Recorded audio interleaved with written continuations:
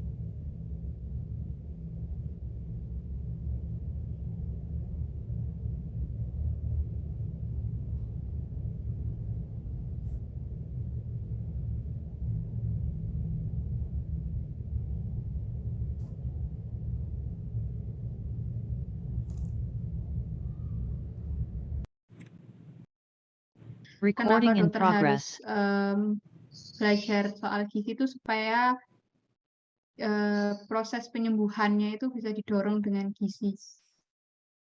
Oke, jadi punya background pengetahuan ya terkait dengan gizi untuk mendukung dokter memberikan terapi yang terbaik untuk pasiennya, begitu ya Angel ya. Oke, yang lainnya ada pendapat? Ini Giovanni sambil makan ini, enggak ya? Sambil ngunyah, geleng-geleng. Ada pendapat yang lainnya? Ini muka-mukanya belum pada mandi nih kayaknya ya. Apakah kuliah ini terlalu pagi buat kalian? Sebelumnya ada lecture nggak? Ada lecture nggak sebelum ini tadi? Ada nggak? Nazera Sitorus, sebelum ini ada lecture nggak kamu tadi? Kalau saya tidak ada dokter, mungkin teman-teman yang lain ada. Oke, berarti masih oke ya, kepala masih aman ya. Ya, kalau mau minum-minum boleh, tapi paling nggak engage dengan kuliah saya, jadi jangan saya dicuekin, dikacangin gitu ya. Kalau saya ajak ngobrol ya jawab aja gitu, jawaban kalian tidak ada yang salah. Oke, ya tadi Angel sudah bilang, kenapa sih kita sebagai calon dokter harus belajar ini, padahal kan ada profesi lain sebenarnya. Ya, pertama-tama memang secara dasarnya adik-adik perlu mengetahui itu adalah suatu ilmu juga dalam dunia kedokteran ya, terkait dengan nutrisi ini. Yang kedua sebenarnya lebih kepada bagaimana nanti adik-adik berkomunikasi antar profesi. Ya, jadi berkomunikasi antar profesi, tentu kalian nanti akan, halo, ya, apakah suara saya terdengar? Terdengar, dokter. Oh ya, ya. Jadi yang kedua adalah komunikasi interprofesi atau komunikasi dengan profesi tenaga kesehatan lain, ya, seperti dokter, bagaimana berkomunikasi dengan dietitian atau nutritionist atau dengan farmasi yang membuatkan resep dari pengobatan tersebut, itu adalah kalian harus mengetahui itu. Seperti halnya apoteker, tentu apoteker belajar juga terkait dengan anatomi, fisiologi, biokimia.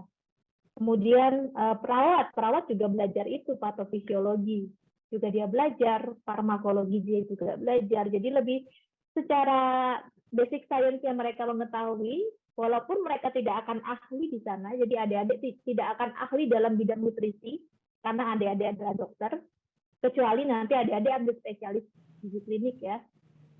Tapi paling tidak adik-adik nanti bisa berkomunikasi dengan profesi kesehatan lain yang memang bidangnya di bidang gizi ini, sehingga kalian bisa berkolaborasi memberikan layanan kesehatan yang paripurna dan juga yang terbaik buat pasien. Ya kira-kira ya message-nya seperti itu ya. So ini adalah outline untuk kuliah sekitar 50 menit ini ya dari LO. Nanti saya akan bahas tentang fetal theory origin hypothesis, kemudian basic concept life cycle nutrition, nutrition status assessment, kemudian faktor nutrition related problem in Indonesia, karena kita tinggal di Indonesia, jadi kita perlu melihat konteks itu, kemudian nutrition program using life cycle approach, dan nanti terakhir ada mini quiz. Semoga waktunya cukup. Ya, 10 mini quiz, nanti saya akan share linknya di kolom chat. Oke, saya akan mulai setelah kuliah yang hanya 50 menit ini, diharapkan adik-adik nanti bisa mendefinisikan ya, memahamkan terkait dengan gizi dalam siklus hidup atau daur hidup. Kemudian memahami terkait dengan teori fetal origin hypothesis ya, kemudian mendemonstrasikan. Kalau mendemonstrasikan saya tidak yakin apakah adik-adik nanti bisa ya, karena ini perlu ada skills lab ya. Bagaimana mengassess atau menilai status gizi, kemudian mengeksplorasi faktor yang berhubungan dengan masalah gizi di Indonesia, dan diskusi terkait dengan triple burden atau beban gizi ganda di Indonesia, dan menganalisis program gizi yang menggunakan pendekatan life cycle. Ini adalah LO kita. Oke, saya akan mulai dari sini ya. The Fetal Theory Origins, adik-adik nanti bisa lihat di bukunya Becker tahun 95 atau papernya Rosboom 2019. Di sini ada framework itu Fetal Origin Hypothesis. Nanti bisa di googling ya. Jadi ceritanya begini, bahwasannya jika terjadi kekurangan gizi di fase-fase tertentu di masa awal kehidupan, maka dihipotesiskan atau diperkirakan nanti akan terjadi outcome berkenaan dengan kesehatan ya. Sebagai contoh di sini conditionnya ada response to fetal undernutrition, jika misalnya dia itu kekurangan gizi, apa yang terjadi di trimester 1 ya, trimester 1 maka akan terjadi namanya down regulation of growth, jadi tumbuh kembangnya itu janinnya akan terganggu.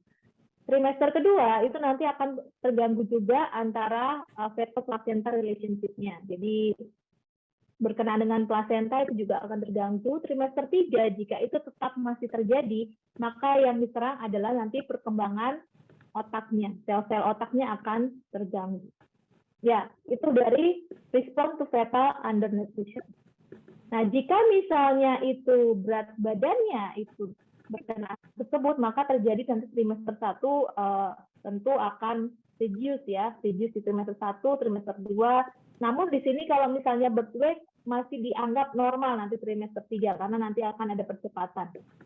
Kemudian body proportion dari trimester 1 itu akan small, kecil ya. Kemudian kalau trimester 2 nanti akan dampaknya gimana waktu kekurangan gizi itu akan kurus. Nah, kalau trimester 3 masih berlanjut, dia akan pendek. Nah, ini adalah cikal bakal nanti terjadinya stunting. Oke, kemudian pada berat badan di usia 1 tahun, jika ini terus berlanjut, nanti dia akan di bawah rata-rata. Kira-kira seperti itu. Lalu bagaimana dengan pada saat dia dewasa? Nah, kalau adik-adik lihat di sini, yang paling sering kita perhatikan adalah peningkatan tekanan darah. Ya, di sini semuanya adalah peningkatan tekanan darah. Jadi orang-orang yang sekarang orang dewasa yang mengalami hipertensi, itu dihipotesiskan dulu waktu dia dijanin itu dia kekurangan gizi.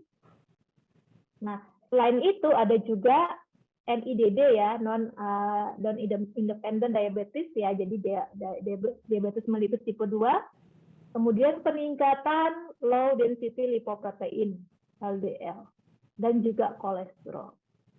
Ya, kalau kita perhatikan di sini, kematiannya diprediksikan oleh si fetal origin hypothesis itu karena stroke hemorrhagis, ya, cardiovascular disease, ya, obesity, DM. Jadi ini adalah berawal dari makanan yang tidak adekuat ya pada masa janin atau fetus ya. Jadi seperti ini nanti fetal theory origins-nya, dan jika itu tentunya tidak menjadi ini ya, karena ini pasti ekstrimnya seperti ini jika tidak ada manajemen yang cukup baik, tapi tentunya akan tetap bisa dikejar jika pada trimester kedua dan trimester ketiganya ada perbaikan. Ya, saya lanjut saja. Jadi ini konsep dari siklus kehidupan. Siklus kehidupan di sini kita bisa lihat ya dari kita mulai dari pregnancy ya. Jadi memang manusia itu kan dari janin ya, makanya dimulai dari pregnancy, kemudian menjadi bayi, balita, anak, kemudian remaja, dewasa, dan lansia. Jadi setiap stage kehidupan manusia itu tentu gizi akan memiliki peranan yang vital atau penting ya. Nah, di sini ada dua warna, Adik-adik, ada warna pink sama warna merah ya. Yang saya kasih tanda di sini adalah warna merah. Pregnancy, infant, dan toddler. Jadi tiga warna ini adalah masa atau stage di mana itu membutuhkan, kita sebut sebagai masa-masa kritis. Jadi diperhatikan betul kebutuhan gizi, asupan gizi pada masa kehamilan, pada masa bayi, dan juga toddler. Ini yang harus diperhatikan betul ya. Yang lainnya juga diperhatikan, tapi ini menjadi kritikal. Mana tadi fetal theory origin kan dimulai dari fetus ya, berarti dari pregnancy. Ya, itu sangat diperhatikan, kemudian infant dan toddlernya. Kenapa? Karena nanti kondisi di 3 stage ini akan dapat memprediksikan status kesehatan pada saat dia adult, bahkan elderly. Oke, jadi ini ada perubahan tadi life stage-nya dari pregnancy ya, mulai dari pregnancy. Ya, jadi pregnancy, tapi di sini kalau yang di sini tadi tidak ada lactation, di sini ada lactation. Jadi ibu hamil, kalian adik-adik usianya berapa ya sekarang nih? Rata-rata. Usianya berapa? 19-20 tahun, dokter. 19. Ya, jadi kalian tuh kayak teenager ya, masihan ya. Jadi masih adolescent ya, masih remaja, tapi remaja akhir ya. Nah, tentu kebetulan gizi adik-adik itu berbeda dengan saya, ya, yang 30 something, nggak usah disebutin umurnya. Berbeda dengan orang tua dan berbeda juga dengan lansia. Ya, stage of life itu juga berbeda kebutuhannya. So be careful kalau misalnya apakah semua orang butuh ini, vitamin ini, makanan ini, harus banyak katanya, harus apa segala macamnya. Itu tergantung dari stage life-nya, karena dia butuh apa gitu ya. Nah, pada saat hamil terjadi peningkatan kebutuhan. Ya, tentu adik-adik sudah tahu kenapa terjadi peningkatan kebutuhan, karena dia punya janin ya dalam tubuhnya. Apa yang meningkat? Dia nggak cuma makronutrien, jadi makronutrien itu adalah karbohidrat, protein, lemak, itu makronutrien ya. Tapi juga mikronutrien. Mikronutrien itu adalah vitamin, mineral. Dimension di sini ada energi, protein, asam lemak esensial, vitamin A, vitamin Z, C, B gitu ya, aneka BB-an gitu ya, folat, kolin, kalsium, fosfor, magnesium, besi, ironnya, zinc, copper, chromium, selenium, iodin, mangan, dan molybdenum. Tapi yang paling biasanya paling diperhatikan adalah yang ini ya, sampai dengan zinc ini. Kemudian pada saat menyusui beda lagi. Nah, pada saat menyusui di sini tidak ada kecenderungan bahwa perlu meningkatkan energi. Jadi ya memang pada saat menyusui itu katanya ibu-ibu hamil cenderung lebih banyak lapar gitu ya karena harus menyusui. Tapi perlu diperhatikan di sini yang terjadi peningkatan justru adalah vitamin A, E, all vitamins, sodium dan magnesium. Di sini justru yang mengalami peningkatan pada saat laktasi. Dan terjadi penurunan sedikit daripada masa hamil ya. Ini perbandingannya adalah masa hamil zat besi. Oke, kemudian pada masa infant, bayi dan bayi young children ya, balita, maka di sini terjadi peningkatan energi, protein, esensial fatty acid. So, pada anak-anak kecil makannya yang banyak gitu ya, nasinya banyak, lauknya banyak gitu ya, sayur-sayurnya banyak. Itu memang dibutuhkan sama mereka. dibutuhkan sama mereka. Nah, adik-adik sekarang kan maksudnya adolescent nih, remaja. Adik-adik tuh juga butuh ini, mirip-mirip dengan balita. Tapi yang membedakan adalah ada mineral tertentu yang perlu adik-adik itu konsumsi. Karena kalau nggak nanti kalian defisiensi, seperti kalsium. Karena ini penting sekali untuk pertumbuhan tulang panjang kalian ya. Kemudian fosfor, magnesium, zat besi dan zinc khusus perempuan.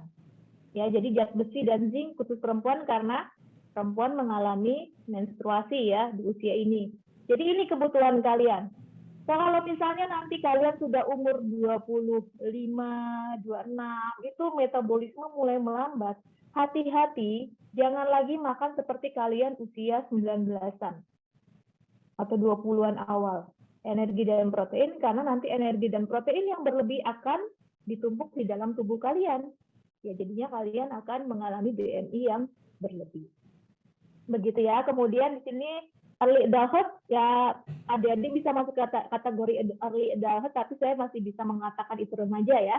Itu di sini tidak lagi ya energi sama proteinnya udah nggak meningkat ya, tapi vitamin dan juga mineralnya, ya magnesium, zinc, ya, dan juga ironnya. Jadi usia segini, usia 20-an ya, started 20-an, 25 ke atas gitu, perhatikan makanan-makanan yang kalian konsumsi, khususnya yang itu adalah cepat saji.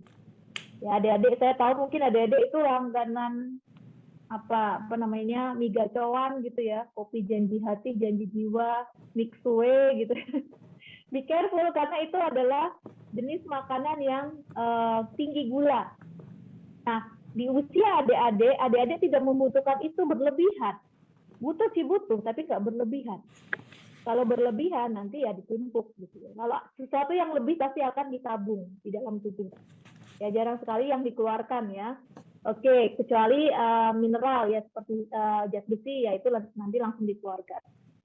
Usia 51 sampai 70 sama ya, tidak lagi terjadi peningkatan energi dan protein, tapi vitamin B6 dan vitamin D. Yang elderly adalah vitamin D ya. Jadi energi itu akan menurun. Yang malah meningkat adalah vitamin D dan vitamin B6. Ya, jadi kira-kira seperti itu perjalanannya. Kenapa kok kita perlu memperhatikan stage of life? Karena pada saat memberikan asuhan gizi, adik-adik tahu, oh berarti pada masa ini saya juga perlu memberikan makanan yang seperti apa dan bagaimana untuk vitamin dan mineralnya. Oke, jadi bagaimana menilai status gizi? Kita menggunakan istilahnya ABCD gini ya. Anthropometry, biochemistry, clinically, dietary.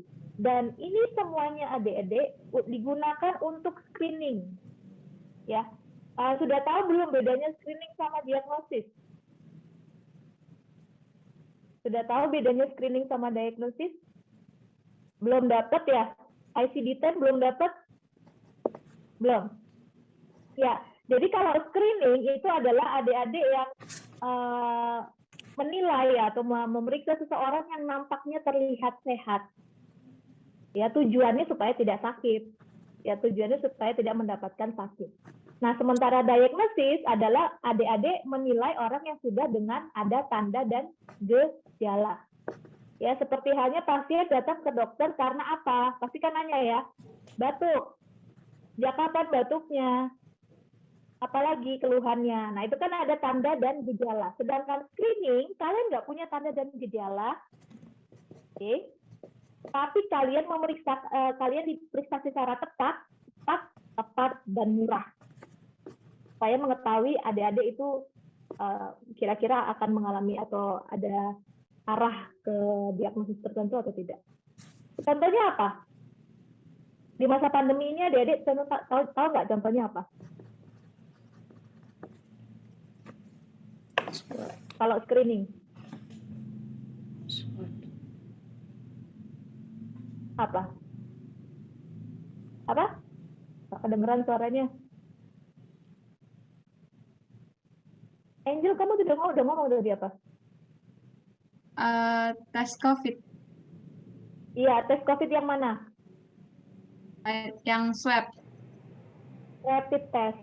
Yang rapid test. Ya, sementara kalau misalnya yang RT-PCR itu sudah digunakan untuk diagnosis.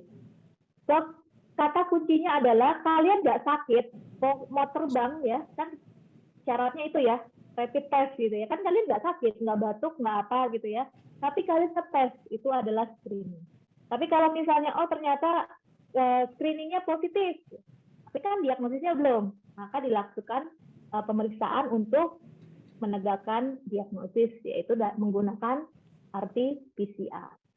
Ya, itu adalah diagnosis. Nah, ini saya kembali ke sini, nutritional status assessment yang saya maksudkan di sini adalah screeningnya. Jadi perlu dilihat antropometrinya ya. Jadi antropometri sini kalau untuk yang children, balita, kita tidak menggunakan istilah BMI, body mass index atau IMT, indeks massa tubuh untuk balita, tapi menggunakan parameter seperti ini. Berat badan per usia. Jadi body weight per age, body height per age, ya, tinggi badan per usia, dan berat badan per tinggi badan. Itu untuk anak balita. Tapi untuk dewasa itu menggunakan BMI. Ya, BMI itu adalah berat badan per tinggi badan dalam meter dikuadratkan. Ya, nanti ada kategori under, normal, over, dan obese. Di sini sudah ada yang pernah tahu BMI-nya? Sudah pernah menghitung sendiri? Sudah ya? Rata-rata gimana? Bagus? Ada yang sudah overweight? Ya, saya bisa melihat beberapa ya. Jadi ada overweight, ada obese ya. Kemudian itu adalah screening. Nah, sekali lagi itu adalah screening. Kemudian biochemistry itu ada hemoglobin, albumin, transferin, dan ferritin. Nah, lalu diagnosisnya gimana? Nah, diagnosisnya itu nanti kalau gizi ya, profesi gizi itu dia punya bukunya sendiri. Jadi nanti ada kode-kodenya, ini diagnosisnya apa. Tapi kalau ini semua digunakan untuk screening.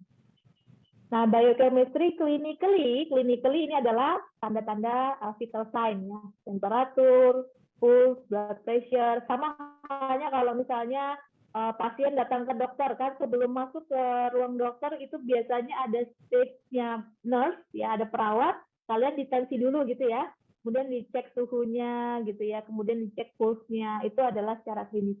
Nah, yang terakhir adalah dietary, asupan, baik itu makronutrien dan juga mikronutrien. Jadi ABCD ini, rangkaiannya ini. Nah, tidak semua memang dilakukan. Bolehkah melakukan hanya satu? Ya boleh saja. Bolehkah menggabungkan semua? Ya boleh saja. Ya, jadi kalau misalnya saya mau ngecek pakai antropometri, hasil screening saya adalah underweight misalnya, atau saya normal weight. Tapi hasil diagnosis saya belum tahu ya, karena belum dilakukan pemeriksaan secara komprehensif. Jadi ini ada konsep dari masalah undernutrition ya menurut UNICEF ya. Di sini kalau ada diperhatikan ada warna hijau, ada warna biru navy, kemudian ada warna biru, ini biru apa ya? Biru langit ya. Jadi ada biru langit. Jadi sini adalah basic causes, ini kalau bahasa Indonesianya adalah akar masalah. Kemudian ada underlying causes, ya penyebab antaranya atau penyebab tidak langsungnya, ada yang immediate causes, jadi penyebab langsungnya. So, kita mulai dulu dari yang pertama. Ini akar masalahnya adalah inadequate financial, human, physical, and social capital. Dengan kata lain, ini berkenaan dengan kondisi sosial, ekonomi, pertahanan, dan keamanan suatu negara atau di suatu negara ini ya. Jadi ini menjadi suatu akar. Kenapa? Ya kalau misalnya terjadi keguncangan, perekonomiannya guncang gitu ya, kemudian terjadi perang dan lain sebagainya, itu pasti akan mempengaruhi rumah tangga untuk mengakses makanan yang baik ya, makanan yang baik secara kuantitas dan kualitas, dan juga tentunya education, pekerjaan dan lain sebagainya, income, tentu itu akan mempengaruhi. Ya kalau itu terpengaruhi maka terjadi yang namanya household food insecurity. Ya bahasa Indonesianya adalah ketidaktahanan pangan rumah tangga. Pernah dengar istilah ini? Ketidaktahanan pangan rumah tangga. Jadi ada istilah food safety, ada istilah food security. Kalau insecurity berarti ketidaktahanan. pangan. Apa sih yang dimaksud dengan household food insecurity adalah idealnya di suatu rumah tangga itu mereka memiliki sediaan makanan pokok yang cukup. Ya, misalnya berasnya ada telurnya, misalnya ada minyaknya. Yang pokok-pokok itu mereka idealnya sembakonya cukup. Tapi di suatu rumah bisa jadi itu nggak ada. Kenapa? Karena mereka nggak bisa beli. Itulah yang kita sebut ketidaktahanan pangan. Berbeda dengan kalian adik-adik. Di sini ada yang ngekos? Banyak. Apakah Anda tidak tahan pangan karena di kos-kosan Anda tidak ada pangan? Ya, sebenarnya bukan masalah itu, tapi adik-adik nggak beli aja, nggak stok aja, atau mengharap gratisan gitu ya. Jadi ketidaktahanan pangan ini adalah masalah serius. Kenapa? Karena itu tidak tersedia di rumah karena memang nggak mampu beli. Jadi insecure. So kalau misalnya terjadi insecure, ya maka intake-nya juga pasti tidak akan adekuat ya. Jadi inadequate dietary intake. Kemudian juga terjadi yang namanya inadequate care and feeding practice. Jadi care-nya, kemudian feeding practice-nya atau praktik memberikan makannya juga tidak akan cukup. Kemudian ada kondisi rumah tangga yang tidak sehat ya.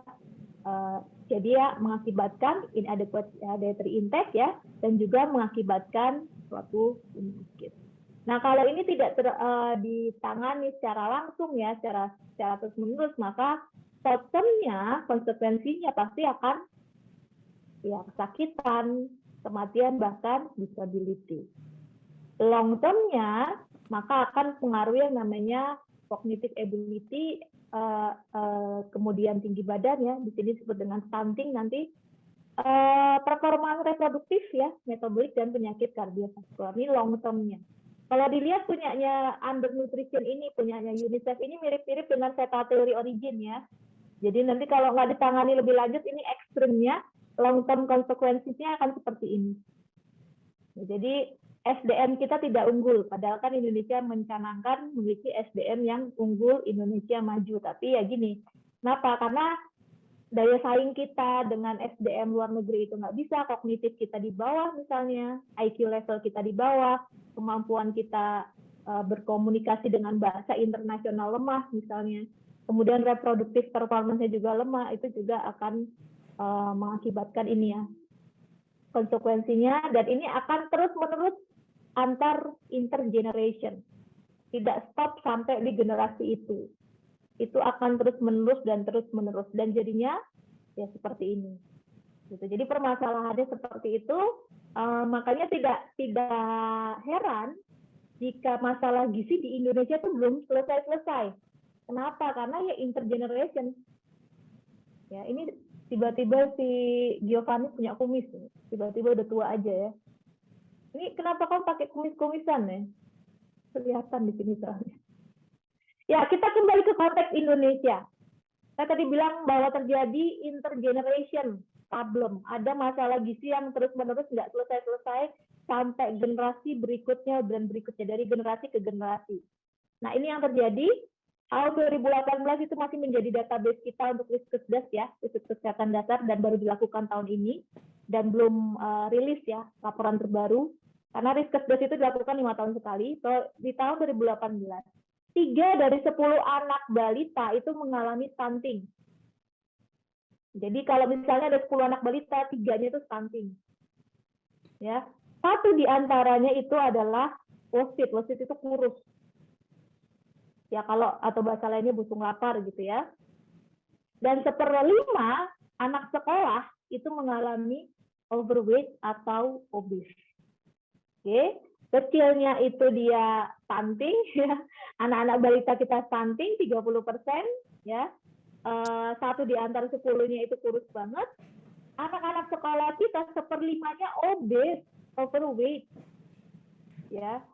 Dan anemia itu terjadi 26,5% pada orang remaja, 26,9% pada wanita usia subur, dan 40,1% pada ibu hamil.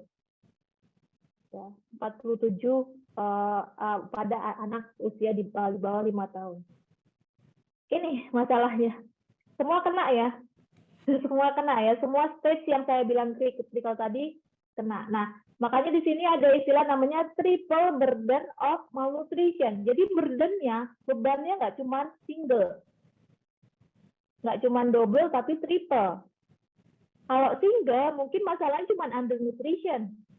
Nah ini enggak, undernutritionnya ya ono, overnutritionnya ya ono, hidden hunger-nya ya ono. Hidden hunger itu adalah masalah gizi yang tidak kelihatan. Kelihatannya dia baik-baik saja, tapi dia anemia.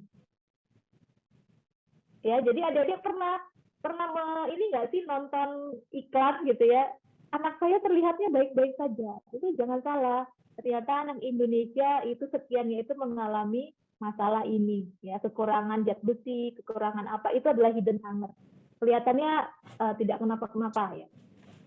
Ini akhirnya dilakukan evaluasi ya adik-adik ya, bagaimana kita menangani karena kita sepakat bahwa masa kritis ini ada pada masa janin, ya, oleh sebab itu yang kita berikan intervensi adalah pada maternal and child, jadi ibu dan anak. Oke, kenapa ini perlu dilakukan adik-adik? Ya ini kita lihat yang pink di atas ini, tujuannya adalah menurunkan angka kematian dan kesakitan pada masa anak-anak. Oke, yang kedua meningkatkan kognitif, motorik, sosio-emosional. Ya, karena dinilai indeks pertumbuhan sumber daya manusia di Indonesia masih rendah nih. Jadi untuk meningkatkan itu, kemudian untuk meningkatkan school performance dan learning capacity. Jadi performance di sekolah dan capacity learning-nya seperti apa. Ya. Kemudian meningkatkan tinggi badan adult ya supaya tidak stunting, menurunkan obesitas dan juga penyakit tidak menular ya, non communicable disease, dan meningkatkan work capacity dan productivity. Ujung-ujungnya menghasilkan SDM yang unggul dan berdaya saing. Itu tujuannya. Terus ngapain? Ya, ada 3 hal yang dilakukan, yaitu program yang disebut dengan nutrition specific intervention atau intervensi gizi spesifik. Oke. Ada juga yang hijau ini adalah intervensi gizi sensitif. Selain itu juga membangun lingkungan yang mendukung. Oke, ada 3 hal yang dilakukan. Kita mulai dari intervensi gizi spesifik. Yang dimaksud dengan intervensi gizi spesifik ini adalah yang berkenaan langsung dengan tadi. Kita sudah melihat ya ada direct causes ya, penyebab langsung. Inadequate tadi intake atau asupan. Nah, berarti yang berkenaan dengan gizi, yaitu di sini adalah adolescent health and preconception nutrition. Jadi nutrisi pada anak-anak remaja. Karena anak-anak remaja ini kan mereka sudah bisa bereproduksi ya. Ya adik-adik ya. Tentu anak-anak remaja sudah bisa bereproduksi.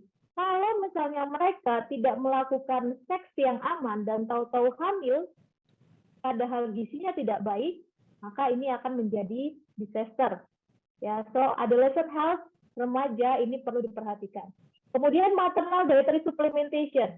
Indonesia masih mengenal istilah suplementasi, khususnya untuk zat besi. Ya karena tadi kita masih memiliki budaya makan yang cukup sulit untuk mendapatkan kandungan gizi yang memiliki bioavailabilitas yang cukup baik. Kemudian micronutrient supplementation untuk atau fortification ya. Contohnya adalah garam beriodium ya.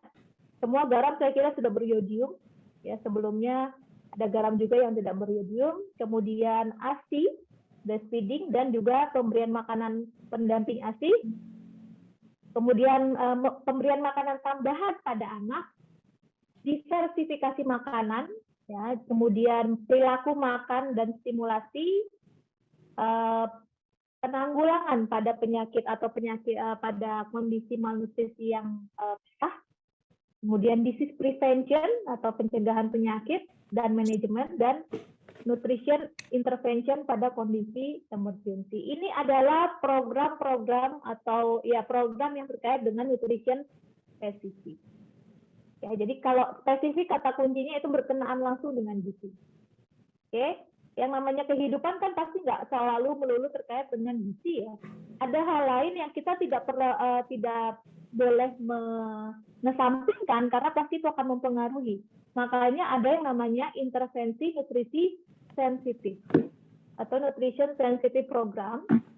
Nah, ini tidak berkenaan langsung dengan gizi, tapi kalau tidak kita beri perhatian, pasti ini akan mempengaruhi. Contohnya adalah agriculture and food security. Kalau kita tidak mengintervensi pertanian dan swasembada pangan di suatu negara, maka itu juga akan mempengaruhi. Social safety net. Kalau kita tidak subsidi gas melon, tahu ya, gas hijau, ya itu mungkin akan menjadi disaster. Atau minyak goreng yang murah itu minyak kita, itu mungkin juga akan menjadi suatu disaster. Karena ibu-ibu pasti tidak akan bisa membeli makanan yang lain. Kemudian early child development, ya, tumbuh kembang, maternal mental health, ya, jadi mental health sekarang lagi happening sekali ya, apa-apa mentalnya dijaga gitu ya, mentalnya aman atau tidak gitu ya. Jadi maternal mental health ini juga mempengaruhi karena dia nanti mengandung, mengasuh bayi anaknya gitu ya. Kemudian women's empowerment, yang pemberdayaan perempuan, proteksi anak, pendidikan, water sanitation, dan keluarga berencana.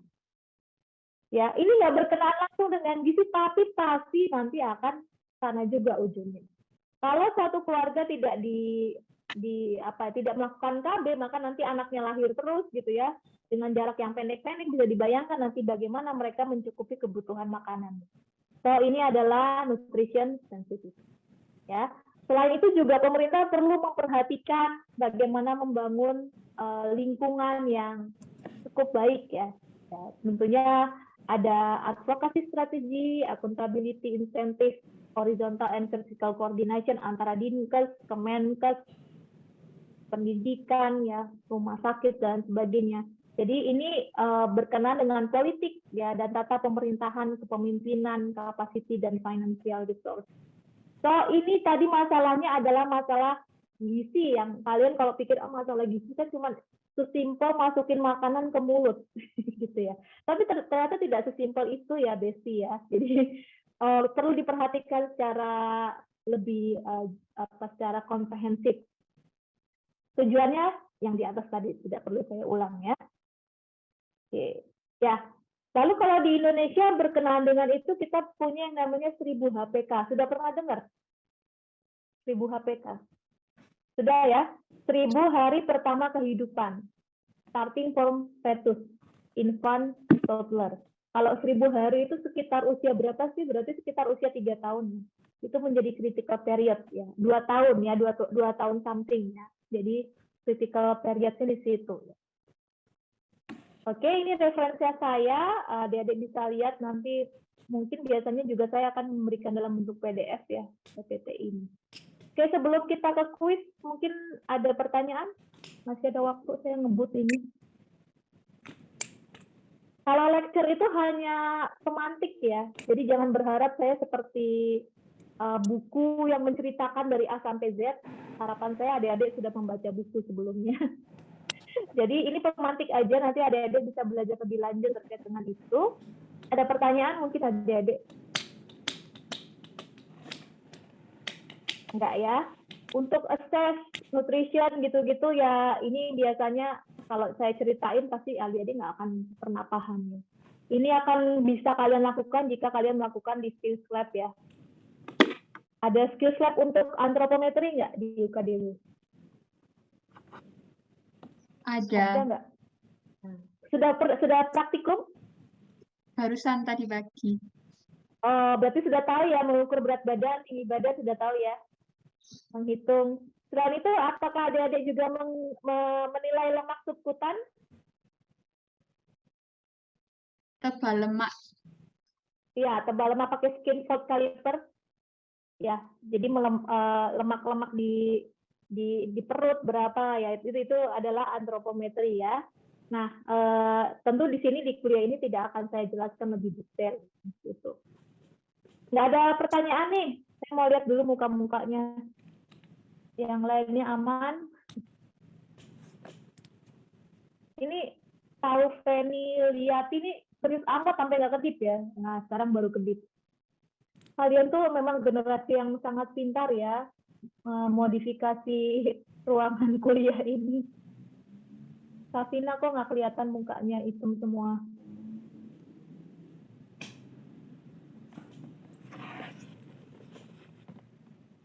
Cornelius aman? Ya. Heaven? Oh. Sudah siap kuis? Atau mau ada pertanyaan dulu? Ya, ini kuisnya nanti nilainya saya akan kolek ya, akan saya kasihkan juga ke bagian akademis. Ujian ada soal dari saya, iya ada soal juga dari saya, pilihan ganda. Tapi ini sebagai saya menilai apakah kalian engage dengan kuliah ini, makanya saya berikan kuis. Oke, kalau sudah tidak ada, saya akan bagikan link kuis. Bentar ya.